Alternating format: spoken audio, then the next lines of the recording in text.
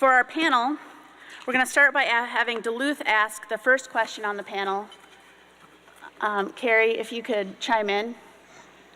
And then yes, we have a question for the panel, wondering, what do you think higher education will look like in 2023 or beyond?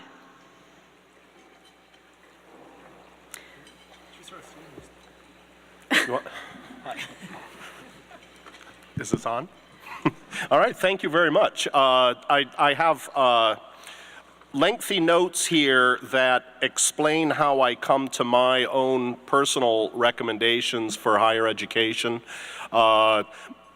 Just let me give you my perspective. My office at the Department of Employment and Economic Development is responsible for analyzing labor market outcomes, conditions, who's succeeding, who's not. And one of the, certainly the areas of particular interest over the last couple of years has been with regard to the relationship between education, and particularly higher education, and employment outcomes. And through that research, and not only within my own office, but nationally and worldwide, it's becoming increasingly obvious that there is a disconnect between the outcomes being produced in higher ed and the needs of the workforce, what employers need. My final conclusion, to jump to the end, is that one of the problems here is that the employer community needs to be much better engaged with higher education than they have been in the past. There's been a tendency, and I think this comes from perhaps years of particular kinds of administration, creating an image of employers as doing no wrong, the job creators of our economy. The fact of the matter is they have a crucial role to play, certainly as it relates to all of you that hope to parlay your education into a fruitful career, and I hope that's most of you. But that relationship sort of stops at the door of wherever you graduate here in many cases, and we need an environment in which higher education and the employer community are talking much more frequently with one another about their needs, about their interests, and what skills are required, what kinds of training is best suited for success in the workplace. So by 2023, or hopefully a lot earlier than that, we start to see an environment in which there's a much higher level of engagement between that employer community and higher ed. And I can certainly give you 2 pages worth of justification for that view if I have a chance, but I'll let you. All right, I'll share just a little bit about myself too in terms of my own positionality coming here. I am a department chair currently at the University of Minnesota, and have spent my career in 2 different research universities, first at LSU, Louisiana State University, and then here after doing my doctorate at the University of Wisconsin in Madison. And I've paid a lot of attention to different people's experiences in and with higher education, both in United States institutions, at different kinds of institutions, as well as outside of the United States, because sometimes I think we have to look outside of our own system to find the new and exciting innovations that are possible. And if I may, the way I thought about preparing for this panel was to reframe the question just slightly, moving from how do we sustain higher education to instead asking the question that I think will sort of show some of my own thinking about it, is how do we sustain our society through educational interactions that enrich our individual and collective experiences. So of course the workforce is a part of that, as our families, as our collective health, well-being, satisfaction, happiness, all of those things which we know correlate with university experiences and attendance. So with that slight reframing, When I thought about what higher education would look like in 2023, frankly, I was a bit stymied because that doesn't feel like too long off for me anymore. Time just, as I get older, time keeps going faster and faster. So I thought, well, it'll look a lot like now with hopefully some changes and innovations. But I'll tell you, when I was able to answer that question about what I would like it to be is when I thought that my oldest child will be graduating by then, if he follows my plan and not maybe his own, and my youngest child will be starting higher education. So I thought about the kinds of institutions that I want them to be at when they're at that point in 2023. And two things came to mind. First of all, I want them through multiple types of interactions to be able to interact with diverse people around the entire globe so that they learn how to work with, live with, learn from, teach, and engage diverse human beings, because our collective experiences are quite diverse. And I think currently one of the things that I would hope not to sustain is some of the limitations in terms of our current institutions. And the second thing that I would really like to see too is I think some of the new technologies that we're being introduced to facilitate a model in which all of us bring our expertise. All of us are knowledge creators. All of us are people who contribute to the whole. So I would love for my kids and other kids in 2023 to be able to go to colleges in which they are seen as knowers and doers from the moment they set their foot on campus, and that we deconstruct the notion of an expert and novice model and instead allow everybody to bring their knowledge.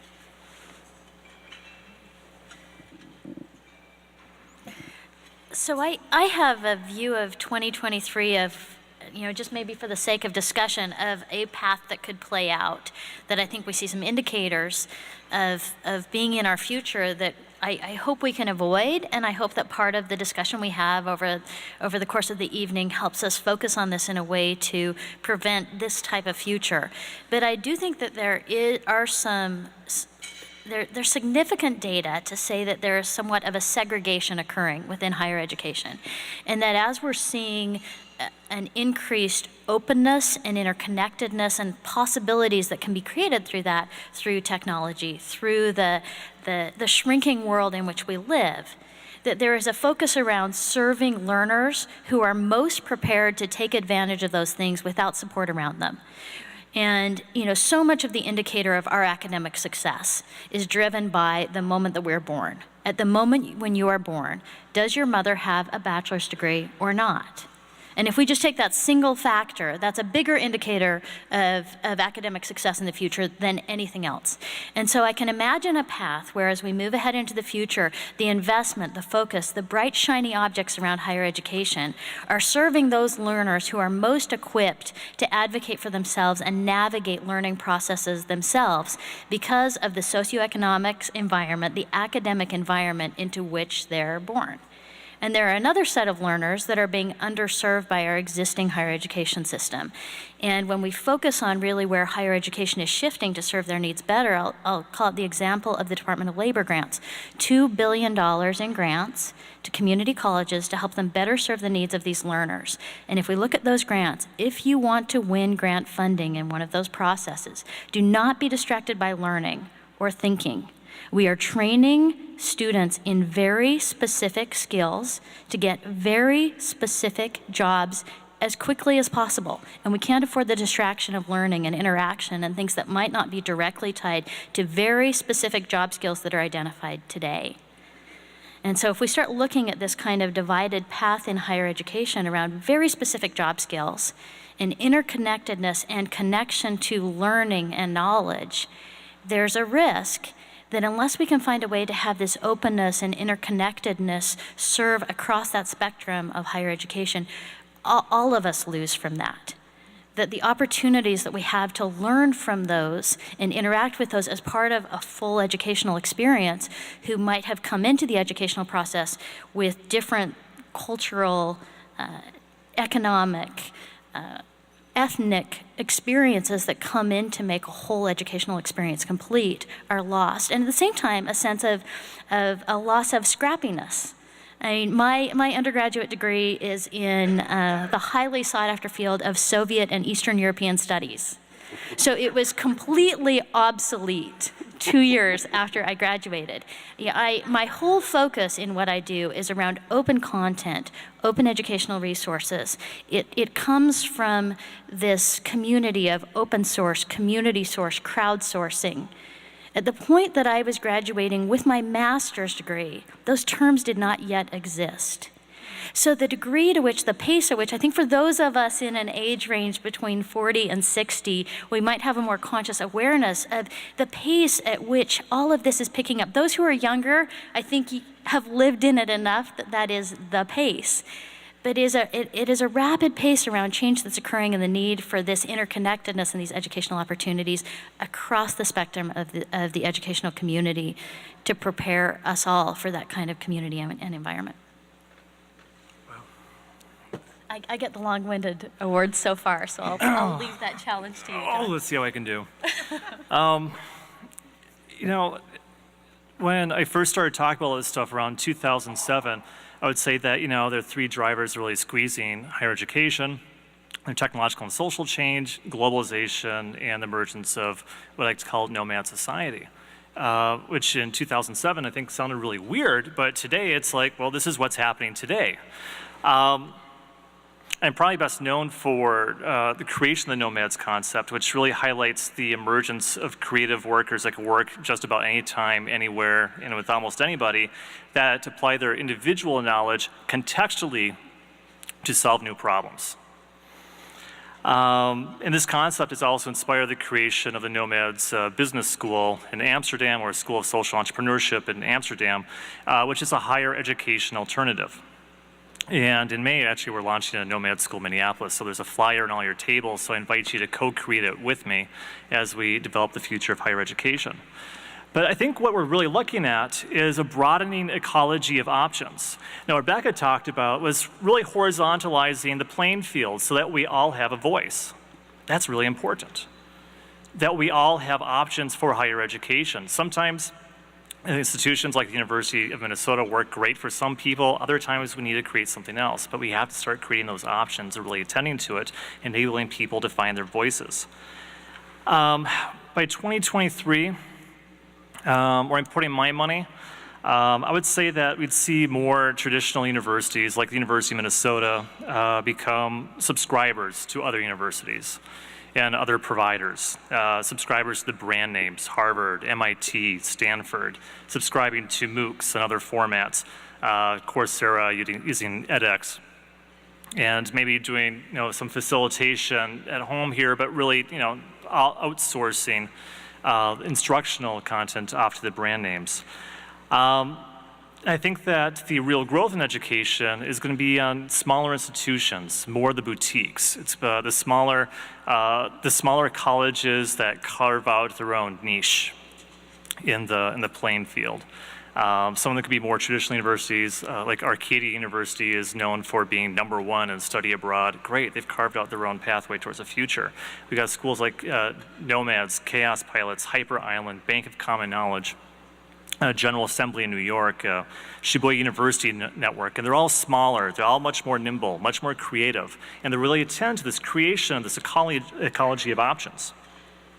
I think that we're going to see more democratic structures emerge within education. Right now, universities are run top down, and that's it's the idea that the university is something to teach you, and therefore you have a transactional relationship. If we're dealing with a future that's just imbued with accelerating change and constant change, where we just don't know really what's going on, how can we really find expertise from a top-down environment? Again, going for this horizontalized dialogue is far more important. So given this expanding ecology, the challenges for universities are modeled on the 19th century are very clear. They need to lead or adapt, or otherwise they become obsolete. But the real challenge is that organizations are created to preserve themselves. So if it cannot adapt to this new form of society, then it's already obsolete. So looking beyond 2023, because the question is 2023 and beyond, I believe, I think that, just going way out there, I think that with the expected developments of machine intelligence, and enabling of new learning, new communications, and new research formats, I would expect places like the University of Minnesota to be shut down by no later than 2035. Some people today call this a very nice museum already. I'm not quite in that camp yet, but actually there's a museum around the corner here in this building, so I'd be careful. But we need to start recognizing that and find new formats and start creating new futures for the university. And oftentimes universities, it's the last place to recognize it. And we have to remember that the Roman Senate continued to meet for 200 years after the fall of the Roman Empire.